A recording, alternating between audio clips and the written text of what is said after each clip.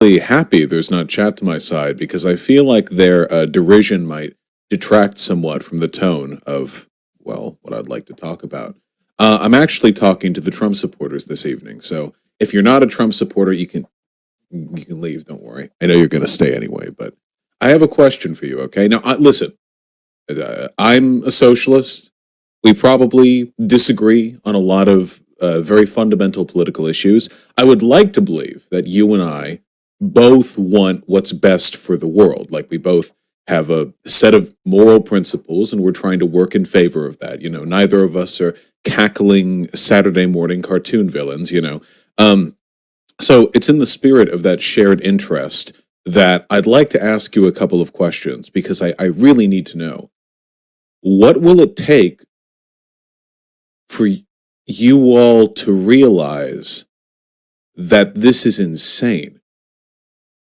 Like with the Trump lawsuit stuff, for example. Now, a lot of Republicans believe that the election was stolen, and Fox News, most of the mainstream media has completely, I mean, this is like a joke to them. Even Fox News has laughed this out. Even Tucker Carlson, who's very far right, has laughed this out, in large part because Tucker Carlson is a Murdoch simp and Murdoch controls the narrative at Fox News. But the point that I'm getting at here is that this charade of Donald Trump secretly winning the election, but the deep state is trying to cover it up, but they didn't cover it up enough to get the Democrats a majority in the Senate or to overturn any of the state legislators or anything like that. Just the deep state is very selectively competent, very selectively incompetent. What is it going to take for you? I'm sorry. I'm concerned as a citizen of this country that Republicans have abandoned democracy. Now, there are some very far-right people who watch me who are like, yeah, fuck democracy, and I know, whatever, the Nazis. Okay, but I think most Republicans do believe that they're arbiters of the American, of the American discourse, of American principles.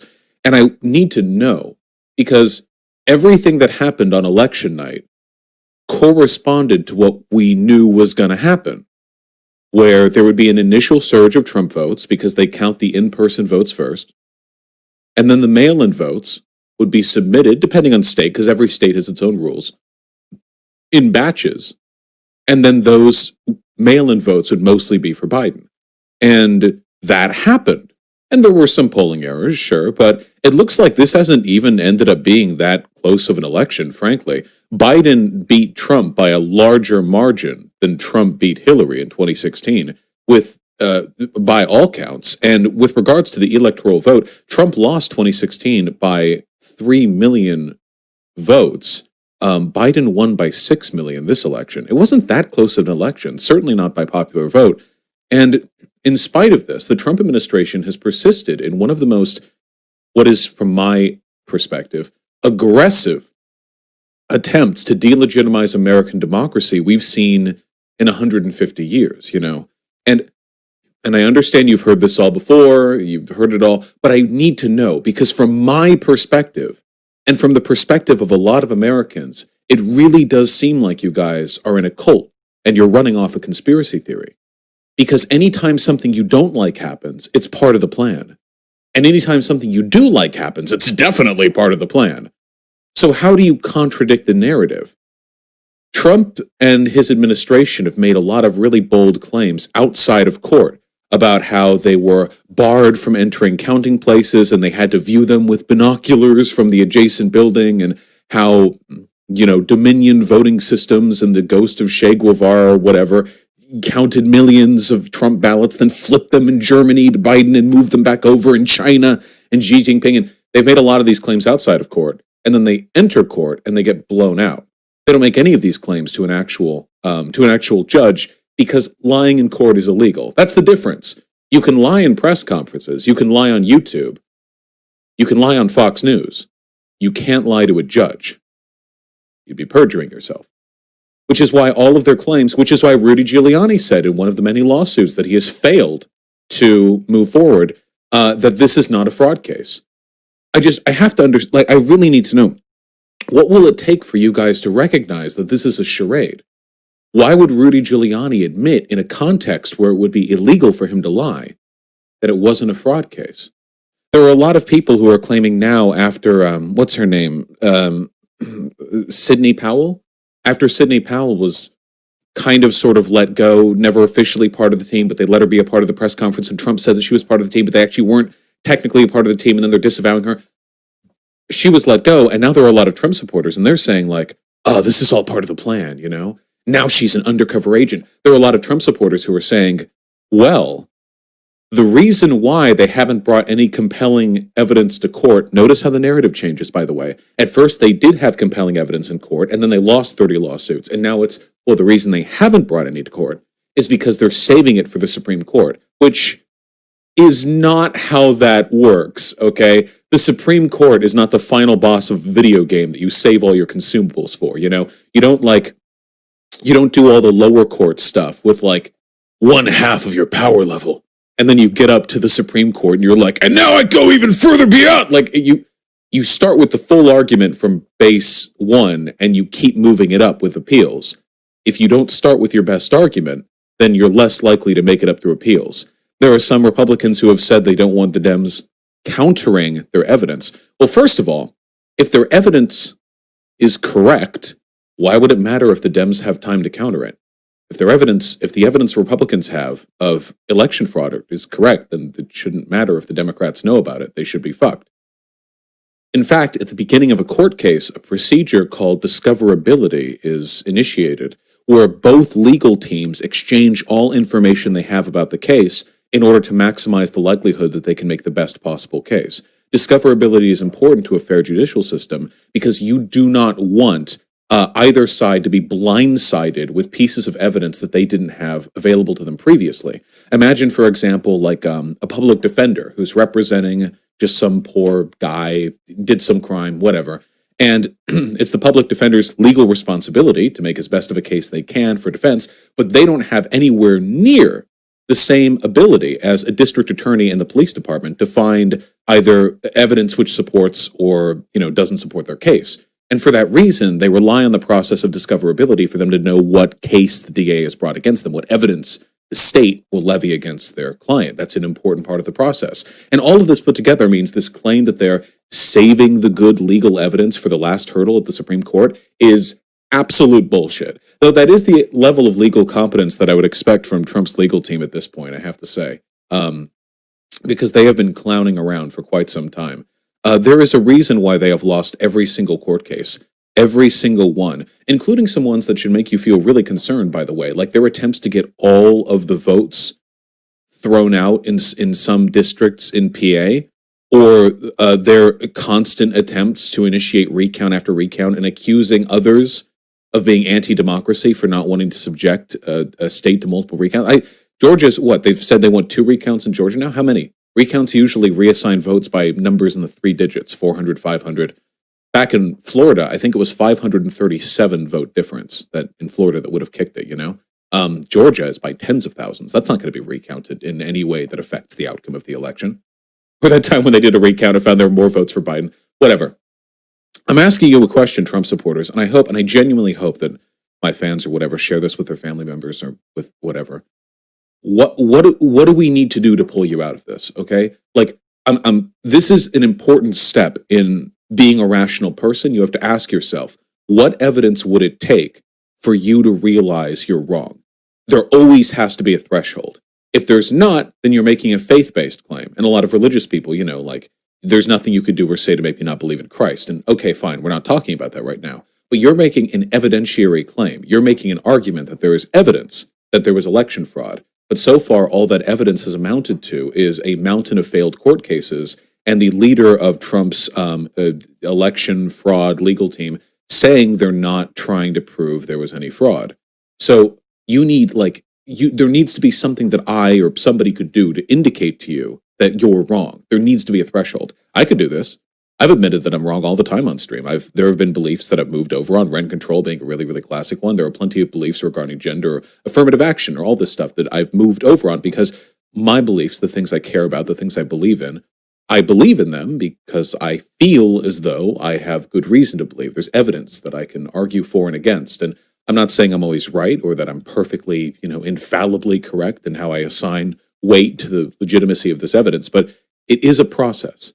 So what can we do? Like, the claims I'm seeing from Trump supporters are deranged. And the ultimate outcome of this, and I hope you realize this, is that right now the Republican Party is anti-democracy. Like, the process that the Trump administration is going through right now, by all, accounts, is illegitimate. Like, they don't have a case for election fraud, but their constant attempts to delegitimize the election in spite of that is an anti-democratic one. The majority of the voters wanted Biden. And that may suck for you. And look, I don't like Biden either, but that's the process.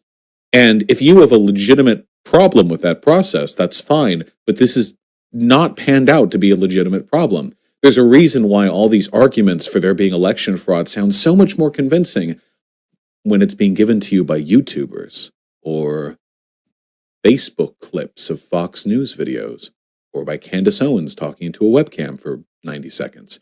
That's when it sounds really compelling. But then when things get into the courtroom, all of a sudden, wet spaghetti falling out of the pockets. They have no idea what they're talking about. There's a reason for that. It's because it's not illegal to lie to you on YouTube. It's not illegal. They can just lie to you and you can believe it. You can eat it up. And then I'm in this position like, well, now what do I say to you? Like, I don't want to spend the next 4 years arguing with Republicans who are living in a different version of the reality that I live in. A version of reality where those court cases and everything were all destroyed by the deep state, even though Trump has appointed literally hundreds of federal judges with very conservative biases. I don't want to argue with Republicans over nonsense culture war bullshit, like whether or not the left is trying to take away Thanksgiving. I want to talk about issues that meaningfully affect my life, your life, everyone's life, issues of policy, issues of common discourse. But I can't do that as long as I feel Republicans live in a different reality. So I'm asking you this question, and I'm asking you from a YouTube video, so I'm not going to hear your answer. I'll read the comment section, but I really genuinely want to know. I'm begging you, okay? I need to know. What can we do to get you off this path, okay? What can I specifically do? You know what? No, specific question, okay? Specific question. What can I talk about that you will find interesting? Like, I'm a socialist, right? So we disagree on a lot. And I imagine that a lot of my conclusions are ones you would disagree with, though maybe not as much as you might expect. But with that being said, there must be issues you're curious about, like you feel we don't talk about it. I see that claim all the time. The left won't talk about X, the left won't talk about Y. And usually the reason for that is because we've already talked about it and we're over it. A lot of the things I see right-leaning people say we don't want to talk about are either utterly irrelevant, meaningless culture war bullshit, like one news report about one incident where like a black guy was mean to a white guy and like the left doesn't want to talk about this, it disproves their narrative. No, it doesn't. It's just not like something substantive, please. Or a lot of the other things that I see conservatives say we don't want to talk about are like conspiracy theories. Like the left doesn't want to talk about like Obamagate or whatever. But having looked through all these issues, can we talk about something that's going to like meaningfully affect your kids or something like that? Could we focus on issues that affect your lives and not ones which Republicans tell you will affect your lives? This is a really good litmus test, by the way. What you're hearing about, how much does it actually affect your life? Like take BLM, for example. People will say that cities are being burnt down. How much is BLM, like the riots or whatever, like the very proportionally small amount of rioting and looting and arson? How much has that really affected your life? If you actually look all over the country where this has affected people, most of the direct effect was pretty fucking overstated for a historic civil rights movement that involved tens of millions of people. I'm not saying it was nothing. I'm just saying like some shops boarded up windows. There was property damage, which should be, brought to restitution. But like, did this destroy the country? I'll tell you what is destroying the country. It's COVID. But Republicans don't want to talk about COVID. Or when they do, they want to talk about Cuomo or they want to talk about China. But they don't want to talk about like real policies or why America is doing worse than like everywhere else on Earth. Like This country is the wealthiest country and we're doing worse than everybody else. Like, there has to be a reason for that, right? You know, Pence is trying to go on vacation right now, leader of the COVID response team. Right now, right at the moment of recording, right now, on the 23rd of November, 2:22 p.m. That's auspicious. Pence is he's trying to abandon his responsibilities during the highest peak of COVID we've ever seen since the beginning of the pandemic. Like, that's a real thing. And that's going to lead to real fatal consequences for a lot of people. So that's what I want to see, okay? Can we talk about an issue that really matters, like actually affects people? Because I see what conservatives get riled up about. Sometimes it's legit, and sometimes I feel like I don't even know what the fuck you people are talking about. Like we live in two different worlds. I don't know. Well, it might be a little bit overly optimistic of me to make the assumption that anything I would record here would ever find its way into the feed of a conservative. But I do encourage that if you're watching this and you're left leaning, okay, this video is not for you. First of all, it's cultural appropriation. Okay, this is conservative content that you're consuming right now. You need to get the fuck out of here. But before you get the fuck out of here, if you could share this with like a conservative family member or something, because I genuinely want to know. I'm really not trying to come off as patronizing here. I've argued with a lot of conservatives. Like, it's kind of my job to, or at least to deal with conservative arguments. And I just don't feel like I'm living in the same reality as these people. It doesn't feel like two separate sides with different ideas on how to fix a collective problem. It feels like both sides are fairly. I don't like the Democrats, okay? I don't think the Democrats are like great arbiters of what is and isn't good for this country, but they're like markedly better from my perspective than the Republicans. Like, the Democrats at least care about real issues. You go to a Biden town hall, somebody asks him a question, he'll answer the question. He has like responses, you know, when he's not stuttering or brain farting or whatever. But you go to a Trump town hall and like every single fucking question, all he does is brag about how great he is or complain that the mainstream media is mean to him. He'll ignore questions. He has like two talking points, COVID-19, like just talk about China. It's like a completely different world. People watch that and they clap. And I don't know, man. It's like, I mean, do you want the country to survive or I'm rambling. All right, go.